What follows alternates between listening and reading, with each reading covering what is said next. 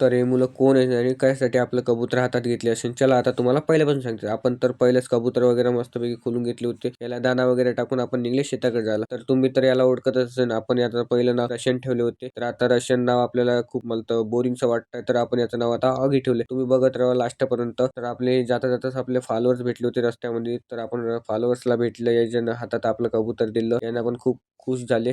जाता जाताच आपल्याला सर पण भेटले. सरांच्या पण हातात दिलं. सर म्हणे की हे कबूतर आहे का म्हणतं. हो म्हणलं सर म्हणलं. तर सर म्हणे ठीक आहे म्हणे. तर मग सर जायला निघले. तर सरांना बाय करून आम्ही निघले पुढे जायला. तर बघू शकता आपण कबूतर घेऊन शेतात आले. तर बघा आता आपण याला उडवणार. आता येणार की नाही आपल्या हातावर.